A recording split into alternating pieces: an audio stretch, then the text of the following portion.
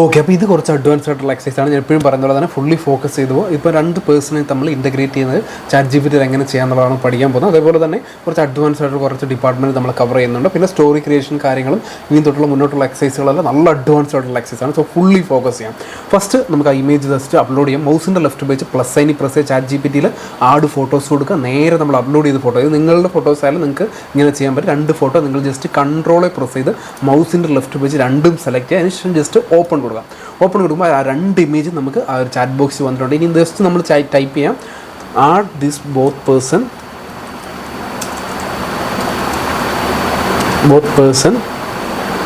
into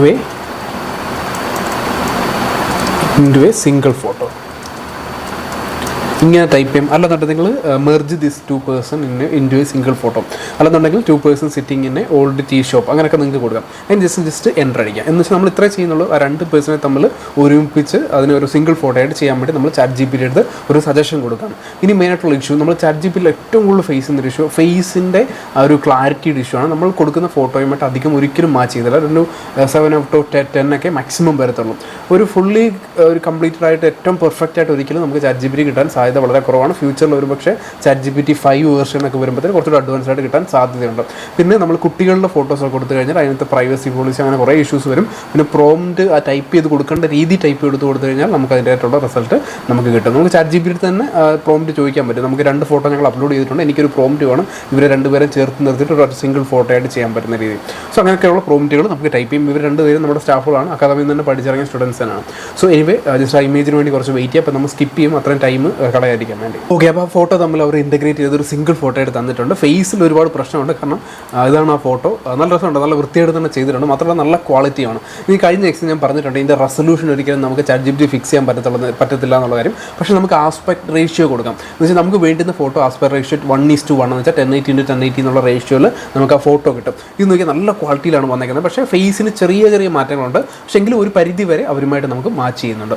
so ഈ ഒരു photo നമുക്ക് പേഴ്സണലി നമുക്ക് നമ്മളുടെ കാര്യങ്ങൾക്ക് വേണ്ടി അല്ലാതെ കാര്യങ്ങൾക്ക് വേണ്ടി നമുക്ക് യൂട്ടിലൈസ് ചെയ്യാൻ പറ്റും. അതുമാത്രമല്ല, നിങ്ങൾക്ക് ഇവരുടെ ഒരു ഇത്രയും കാര്യങ്ങൾ നിങ്ങൾക്ക് ചേർത്ത് കിട്ടുന്നുണ്ടെങ്കിൽ അവരുടെ ഒറിജിനൽ ഫോട്ടോ കട്ട് ചെയ്തിട്ട് ആ ഫേസ് മാത്രം കട്ട് ചെയ്ത് നിങ്ങൾക്ക് ഇങ്ങോട്ട് പ്ലേസ് ചെയ്യാൻ പറ്റും ഫോട്ടോഷോപ്പിൽ. എന്ന് വെച്ചാൽ ഞാൻ പറഞ്ഞ ഐഡിയ നിങ്ങൾക്ക് മനസ്സിലായില്ലെന്നുണ്ടെങ്കിൽ നമ്മൾ ഏറ്റവും കൂടുതൽ ഫോട്ടോഷോപ്പിൽ സ്ട്രഗിൾ ചെയ്യുന്നത് വെച്ചാൽ ഈ രണ്ടുപേരുടെ ബോഡി ഡ്രസ്സ് തമ്മിൽ ഒരുമിച്ചിരിക്കുന്ന ആ ഇത്രയും ഭാഗമാണ്. സോ ഇതിലാണ് നമ്മൾ സ്ട്രഗിൾ ചെയ്യുന്നത്. അപ്പോൾ ഇത്രയും ഭാഗം നമുക്ക് ആൾറെഡി ഈ കഴുത്തിന് താഴോട്ടുള്ള ഭാഗം നമുക്ക് ആൾറെഡി പെർഫെക്റ്റ് ആയിട്ട് കിട്ടി, രണ്ടുപേരും തമ്മിൽ അടുപ്പിച്ച് നിൽക്കുന്നത്. സോ നമുക്ക് വേണ്ടത് ഇവരുടെ ഫേസിൻ്റെ മാച്ചിങ് ആണ്. ഫേസിൻ്റെ മാച്ചിങ് നമ്മൾ എന്ത് ചെയ്യണം, ഒറിജിനൽ ഫോട്ടോയിൽ നിന്ന് നമ്മൾ കട്ട് ചെയ്തെടുത്ത് നമ്മൾ ആ ഒരു ഒബ്ജക്റ്റ് കട്ട് ചെയ്തെടുത്തിട്ട് അവരുടെ ഫേസ് ഈ ഒരു കഴുത്തിൻ്റെ അവിടെ കൊണ്ട് കറക്റ്റായിട്ട് മെർജ് ചെയ്ത് വെച്ചാൽ പിന്നെ പെർഫെക്റ്റ് ആയി.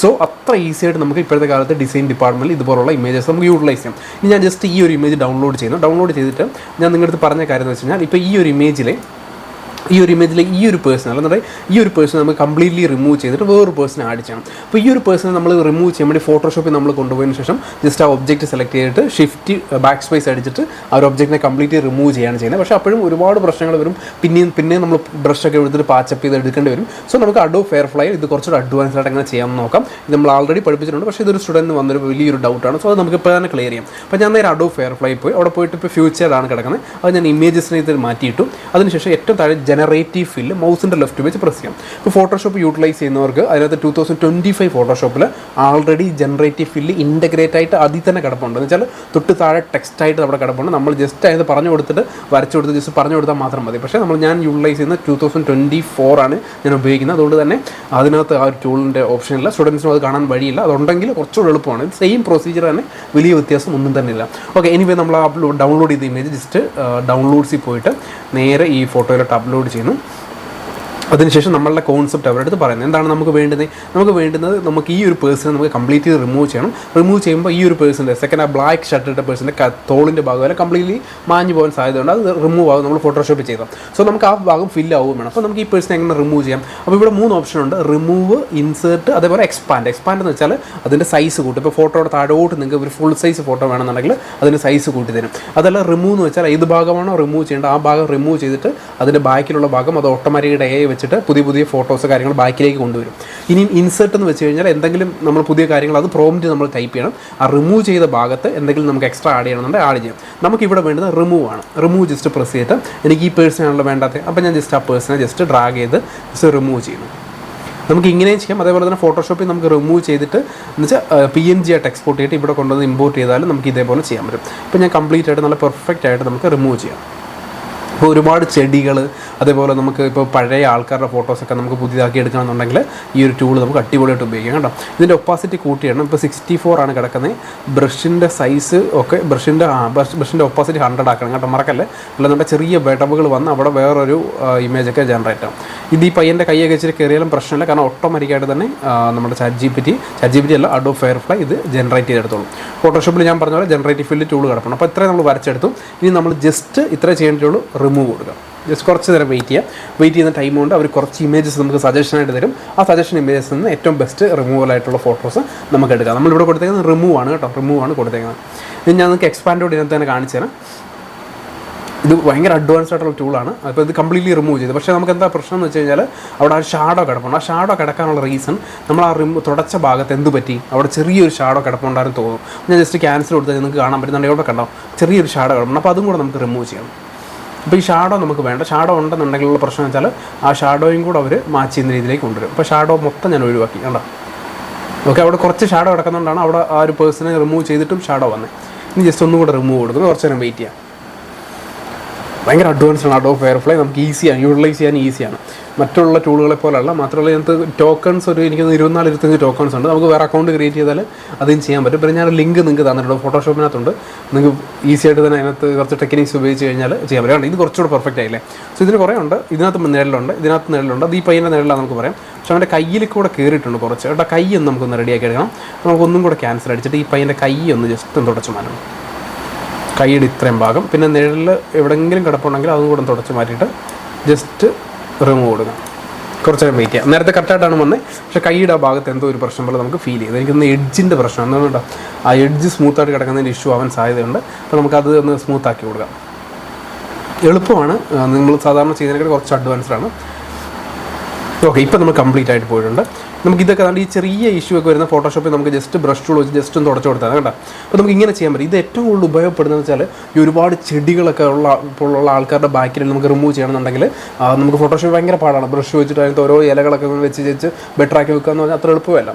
സോ അതിനുവേണ്ടി നമുക്ക് യൂട്ടിലൈസ് ചെയ്യാൻ പറ്റുന്ന ഒരു ടൂളാണ്. ഇനി നമുക്ക് ജസ്റ്റ് എന്താണ് ചെയ്യേണ്ടത്, നമുക്ക് ഏത് പേഴ്സണാണ് ആഡ് ചെയ്യേണ്ടത് ആ പേഴ്സൺ ഇവിടെ വന്നിട്ട് നമുക്ക് ആഡ് ചെയ്യാം. ഇനി നമുക്ക് ഇതിൻ്റെ ഫുൾ സൈസ് ഫോട്ടോ വേണം. അപ്പോൾ ഞാൻ ജസ്റ്റ് എക്സ്പാൻഡ് കൊടുക്കുന്നു.